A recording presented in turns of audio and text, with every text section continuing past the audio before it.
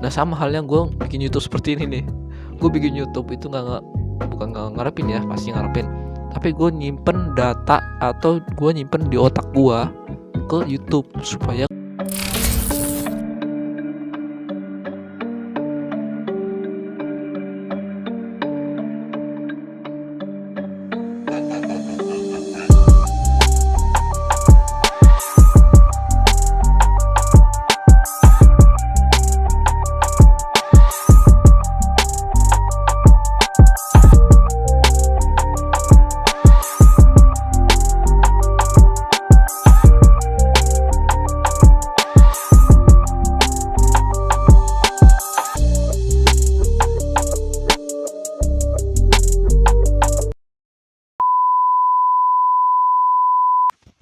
Halo guys, kembali lagi di channel Ahaba.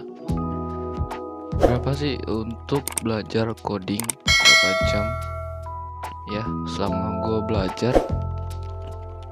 belajar coding itu menurut gue nggak ada takaran waktunya ya. Mau lu berapa jam coding, ini lu udah mood, mah lanjut aja, gas aja gitu.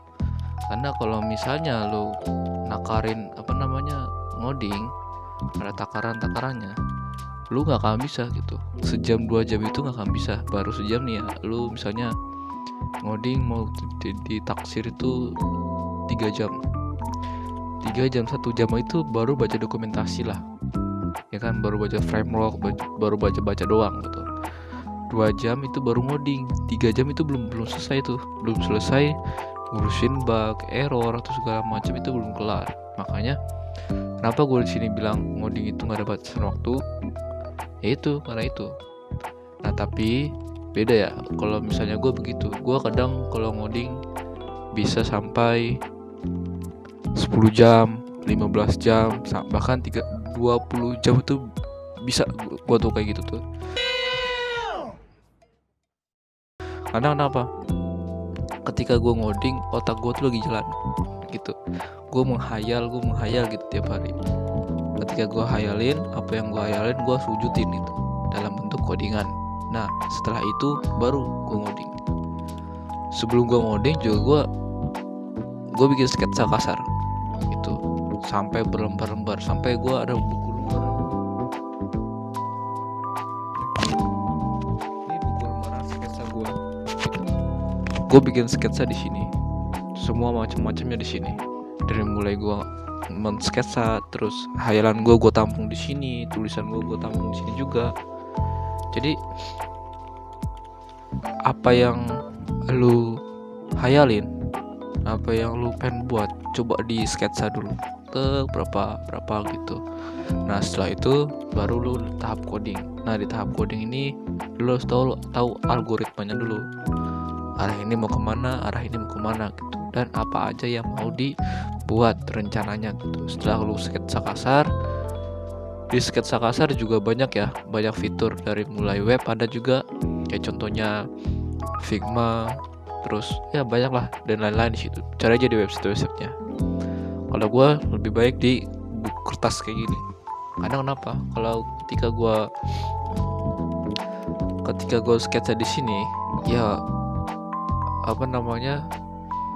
yang pertama pasti enak gitu, karena tulisan sendiri gitu, gampang untuk menghayalin. Terus yang kedua, filenya nggak hilang, tapi di sini bisa juga langsung hilang semua nih catatan di sini. Makanya kenapa kalau gue sketsa di sini, biar ketika gue nggak ada akses internet, gue bisa tetap berkreasi di kertas ini gitu. Nah terus kalau misalnya begadang, kira-kira kalau begadang sampai berapa jam gitu? Lu mau begadang, lu mau enggak juga, itu terserah lu. Kalau gua begadang itu sampai jam subuh, misalnya jam 5 subuh, jam 3 subuh, itu takaran maksimal gua gitu. Ketika otak-otak gua udah ngeblank, terus mood gua udah nggak lancar, ya udah gue stop, gue istirahat gitu. Nanti besoknya gue lanjutin lagi. Jadi gue itu tidur itu 2 jam atau enggak 3 jam dalam sehari itu. Kadang kalau misalnya ada benerin bug atau bug yang gak bener-bener, itu gue sampai subuh ngerjainnya.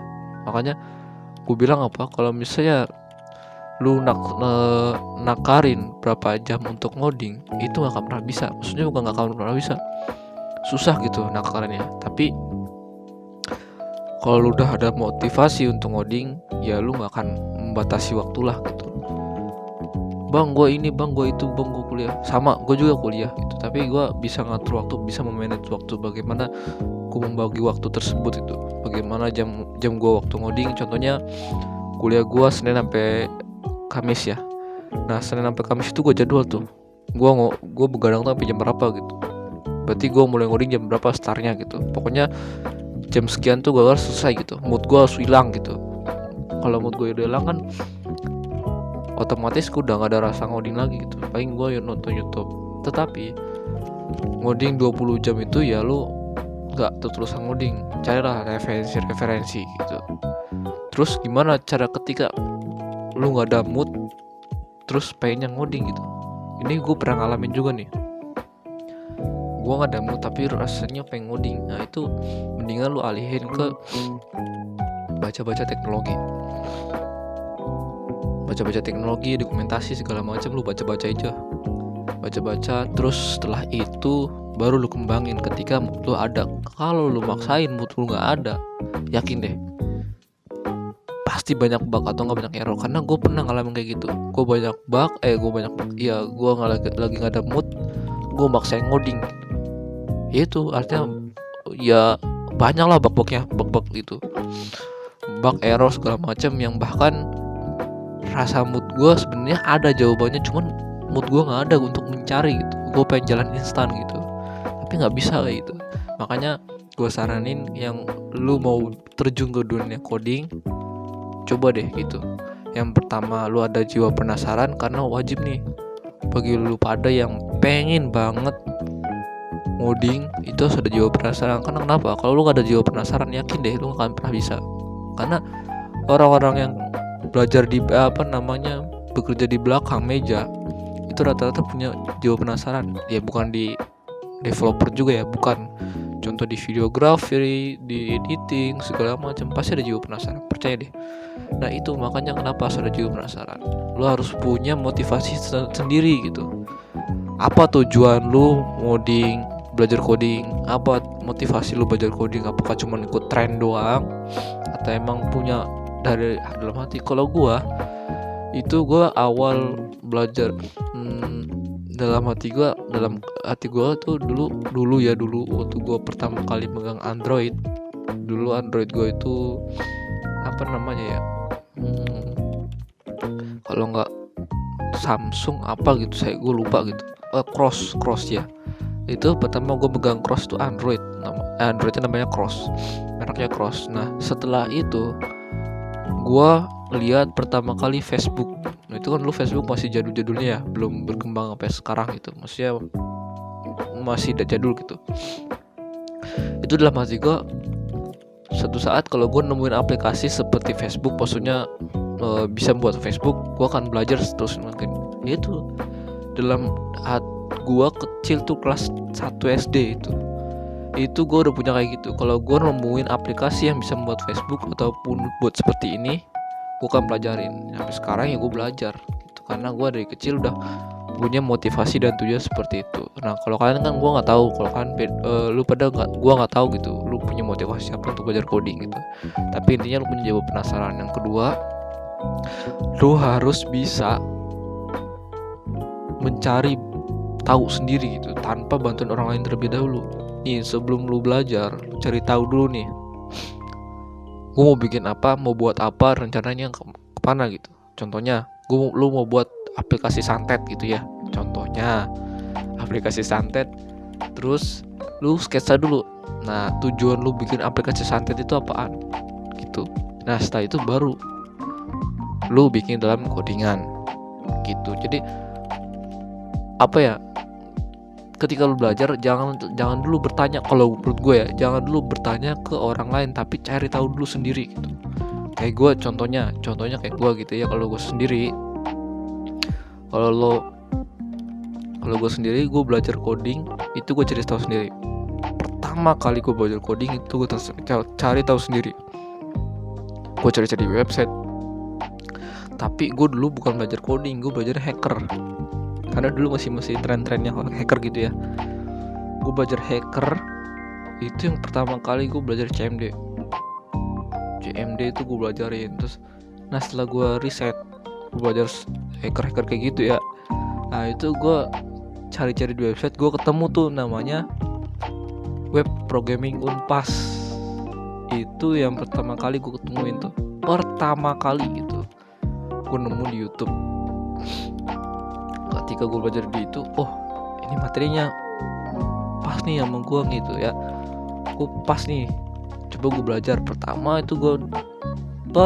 kali gue nemuin Programming Unpas, gue cari, gue ulik di Programming Unpas, gue acak-acak itu YouTube Programming Unpasnya, maksudnya gue dalam arti acak-acak, gue ulik-ulik gitu, ini belajar apa sih, ini belajar apa. Akhirnya gue catat apapun yang gue pelajarin tuh gue catat, karena gue dulu pemahaman gue itu coding itu dihafal, makanya gue catat. Karena otak gue otak blow on gitu ya, maksudnya gue otak gak bisa ngehafalin gitu ya. Itu gue catat. Setelah gue catat, gue pelajarin, gue pahamin, akhirnya gue coba berkembang sendiri. Pertama kali gue bikin namanya portofolio. Nah, ntar gue coba gue kasih gambar di sini nih. Ntar gue kasih tahu portofolio pertama kali gue belajar kayak gimana. Nah, setelah gue pertama kali belajar portofolio, gue ngikutin tuh namanya portofolionya Pak Sandi Kagali. Itu makanya gue bilang gue cari tahu sendiri gitu, tanpa bantuan orang lain. Bahkan orang lain tuh yang maksudnya bukan ngatain ya, ngerendahin gue gitu, maksudnya gue gadang terus, lu begini terus. Udah amat, gue nggak ngerespon gitu. Intinya gue belajar terus. Setelah gue cari tahu, gue ketemu nih caranya, gue ketemu nih jalurnya gitu. Ya udah gue ikutin. Setelah gue ketemu jalurnya, baru gue terjun ke dunianya. Artinya gue bikin sebuah website gitu. Nah itu gue buat portofolio. Ya ikutin doang, samain codingannya, karena gue belum paham. Setelah gue paham, tetapi uniknya gue kopas dulu codingan orang. Ketika gue kopas, gue edit. Ngerti maksudnya? Jadi tuh yang gue edit itu tuh cuman kayak judul, terus teksnya gitu doang. Itu yang gue editin. Nama, terus gue minta coba gue cari foto. Nah foto itu gue cari tuh. Nah setelah gue pahamin kok bisa seperti ini, kok bisa seperti itu. Ya udah, kalau gue beranjak kayak gitu, gue pahamin itu. Gue belajar sampai dulu itu gue sampai 6:30 pagi, dari jam maghrib jam 6 sore jam 6 sore sampai jam 5 sore sampai jam 6:30 pagi. Berapa jam tuh gue ngoding. Itu gue pahamin sintak-sintaknya. Setelah gue belajar sekian lama, segitu banyaknya, nah baru gue beranjak lagi ke lebih tinggi. Bagaimana cara membuat ini nih seperti ini. Lu udah paham satu, ketika lu udah paham satu, lu akan paham seluruhnya. Intinya lu harus pahamin dulu kode-kodenya, sintak-sintaknya. Nah baru lu beranjak ke terjun. Nah setelah lu udah bisa coding ya, lu bikin satu project besar yang di dalamnya ada codingan lu sendiri gitu.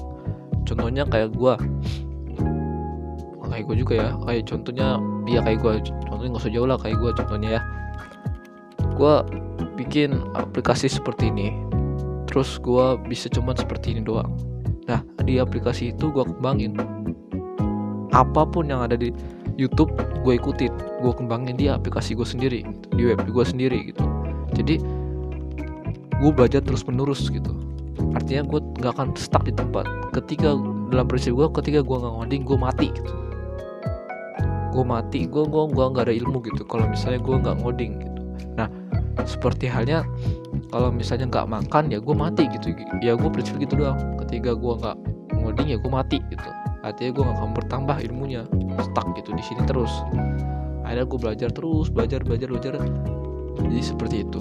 Nah setelah lu paham, baru lu boleh lah share. Ingat, ketika lu dapet ilmu, lu share ke orang lain. Maka ntar ketika lu lupa, lu bisa nih ketanya orang lain yang lu kemarin pernah ngasih tahu gitu, yang pernah lu ajarin orang tersebut. Gue lupa nih codingannya seperti apa. Baru orang tersebut yang lu pernah ajarin ingat kembali. Nah itu jadi kita menyimpan memori kita ke dalam orang lain gitu.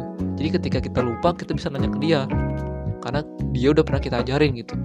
Contohnya gue lupa misalnya gue lupa cara buat input ya. Nah gue lupa nih, cara sintak buat input gimana. Gue tanya ke dia, bro, cara buat sintak, cara buat input kayak gimana? Oh gini Crul, lu pernah ngajarin gue begini-begini. Oh iya gue inget. Nah karena itu gue strategi gitu, ketika gue ngajarin, gue menyimpan memori gue nyimpan data-data gue ke dia gitu. Jadi gue nggak numpuk di otak gue sendiri gitu. Tapi kalau gue ya begitu, gue belajar YouTube, ngituin YouTube itu gara-gara gue pengen di otak gue itu nggak ada untuk nyimpen gitu. Gue cukup nyimpen codingan aja gitu. Sisa ide-ide gue curahin ke YouTube semua gitu. Ketika gue lupa, ya gue bisa share ke situ gitu. Jadi ingat ya guys, untuk takaran waktu coding itu nggak ada, sama sekali nggak ada waktu takaran coding. Lu mau berapa jam, lu mau ini, ya udah gas aja terus selama mood lu ada gitu aja. Mood lu ada, gas aja udah. Mau badan lu capek, mau badan lu ini, baru gas aja. Tapi kalau gue kan orang yang begini ya, gue orangnya nggak teratur gitu. Maksudnya gue tuh orangnya ya susah lah diatur waktu itu. Gue nggak terlalu suka gitu diatur waktunya. Ketika gue ada mood, ya udah gue kerjain. Gak ada mood, ya udah gue baca. Itu aja gue prinsipnya. Jadi ya kalau misalnya gue ada mood, ya gue gas aja walaupun badan gue udah lelah. Tapi kalau misalnya ada mood, ya udah no problem gitu, badan pun akan terima gitu. Jadi gue, kalau misalnya lu pinter ngatur waktu, nggak kayak gue gitu ya, kalau misalnya lu bisa ngatur waktu, terus lu bisa matokin waktu, jago sumpah. Karena rata-rata orang coding itu nggak ada batasan waktu gitu. Ya maksudnya adalah seberapa orang yang bisa manage waktu gitu, ditakarin waktu coding jam sekian harus selesai gitu. Tapi gue nggak bisa. Gue orangnya tuh kalau gue udah berhasil satu, gue naik ke atas lagi nih. Jadi gue nggak stuck di tempat gitu. Makanya gue kalau ngoding selalu sampai 15 jam, 20 jam. Kadang kalau misalnya gue gabut sendiri, ya gue bikin sketsa dulu, terus gue ngoding. Setelah gue ngoding, ya udah gue tampilin show project. Atau enggak gue belajar hacker kayak gitu. Gue coba inget kembali, gue belajar yang itu gue pernah kasih tahu kan, tips menjadi cyber security itu yang buat belajar, ya itu kayak gitu. Coba deh tonton. Itu gue kasih websitenya tuh buat belajar hacker. Nah setelah itu baru gue belajar hacker, gue ulik kembali, ya gue inget. Jadi ketika gue nggak ada mood, ya gue baca dokumentasi apapun itu, baca entah baca buku atau baca apa, pokoknya baca teknologi. Nah setelah baca, kalau bisa lu baca dokumentasi, karena ketika lu baca dokumentasi terus mood lu ada nih ya, ya udah di otak lu maksudnya tertancap gitu, langsung jepret gitu, langsung ngoding jepret gitu, tanpa ya pasti ngeliat dokumentasi sekali-sekali, cuma pasti ada yang terekam di otak memori kalian gitu. Kalau gue kayak gitu, jadi gue baca dokumentasi, terus gue nggak mau nanya ke orang lain dulu sebelum otak gue stuck gitu. Contohnya gue bikin aplikasi fitur keranjang ya kan, keranjang belanja. Nah gue waktu itu gue 3 bulan tuh gue nge-problem solving sendiri tanpa gue bantuan orang sedikit pun gitu. Sampai 3 bulan itu gue belajar fitur aplikasi keranjang. Itu gue cari tahu apa sih kesalahan gue gini. Setelah gue stuck, baru gue tanya ke mentor, karena gue punya mentor. Gue tanya ke mentor gue, belum terjawab, gue sebarin bug gue ke semua Discord, karena gue punya Discord, gue sebarin Discord. Nah salah satu Discord yang gue tangkap adalah Discord luar negeri, yaitu kemarin gue dapat dari India. Mungkin yang kemarin belum pernah lihat status WhatsApp gue, itu dari India.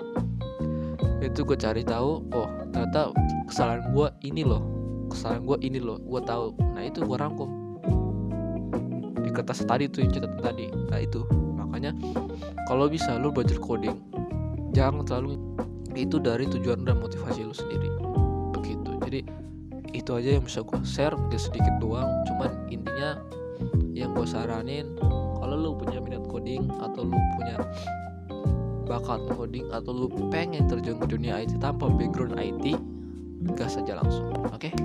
Thank you, bye bye.